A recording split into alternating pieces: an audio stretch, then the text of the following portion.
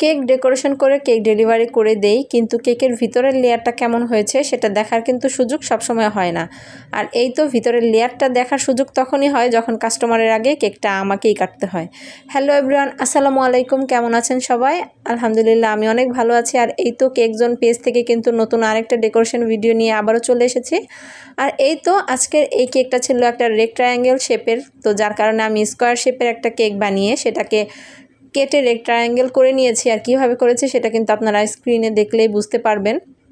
আর এই তো আমি কিন্তু রেক্ট্রায়াঙ্গেল শেপ দিয়ে এখন আমি ক্রিম দিয়ে চারপাশটা কভার করে নিয়েছি। আর এখন একটু ফিনিশিং আনার চেষ্টা করছিলাম।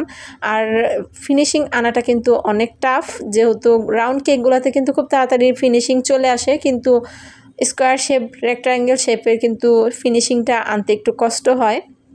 তো যাই হোক, আমি যেমন পারছিলাম তেমনই ফিনিশিংটা করার চেষ্টা করছিলাম, যদিও এটা আমার পারফেক্ট ফিনিশিং না আসলেও চলবে, কারণ এটাতে আমি উপরে একটু জিগজ্যাগ ডিজাইন করব, তো যার কারণে পারফেক্ট ফিনিশিংটা আমার দরকারও হবে না। তো এই তো আমি সাইডে যেই জিগজ্যাগ করার স্ক্রাপার সেটা দিয়ে আমি একটা জিগজ্যাগ ডিজাইন করে দিচ্ছিলাম। আর উপরটা আরেকটু ফিনিশিং করে উপরও প্যালেট নাইফ দিয়ে একটা ডিজাইন করে দিব। আর এই তো রেক্ট্রায়াঙ্গেল শেপের কেক আমি এর আগে কখনোই করিনি, এই ফার্স্ট কিন্তু আমার করা।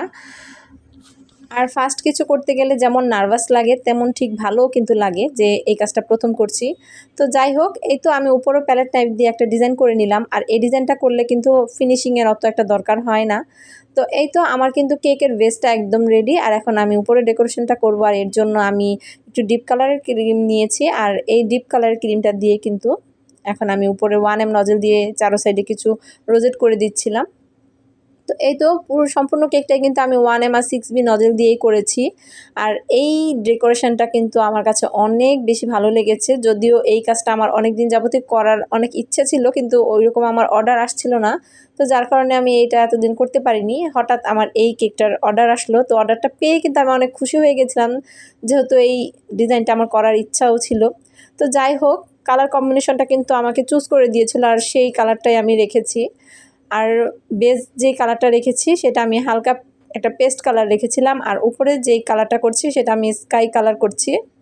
আর এই তো আমার কেক ডেকোরেশন একদম কমপ্লিট। এখন আমি এটা কিভাবে আরও একটু বেশি সুন্দর করা যায় সেই চেষ্টাই করছিলাম, আর যার কারণে মাঝখানে আমি একটা হ্যাপি বার্থডে টপার লাগিয়ে দিয়েছি। এই কেকগুলোর মধ্যে কিন্তু এই টপারটা লাগালে খুব বেশি ইউনিক দেখা যায়, তো যার কারণে আমি মাঝখানে একটা হ্যাপি বার্থডে টপার লাগিয়ে দিয়েছি। আর এই টপারটা কিন্তু নন এডিবল, এটা কিন্তু খাওয়া যাবে না, এটা কেক কাট করার পরে এটা উঠিয়ে ফেলতে হবে।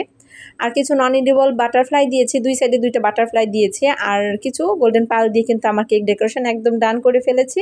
আর এখন যে নামটা লিখতে হবে সেই নামটা আমি ফন্ডেন্টের মধ্যে লিখে বোর্ডের মধ্যে এক সাইডে লাগিয়ে দিয়েছি। এই তো আমার কেকটার ডেকোরেশনটা কেমন হয়েছে সেটা অবশ্যই কমেন্ট করে জানাবেন। আর এই কেকটা যে অর্ডার করেছিল সে তো কেকটা দেখে অনেক বেশি স্যাটিসফাই ছিল, কারণ সে আমাকে যেরকম রেফারেন্স পিকচার দিয়েছিল আমি সেম টু সেম সেই কালারটাই করে দিয়েছিলাম তাকে।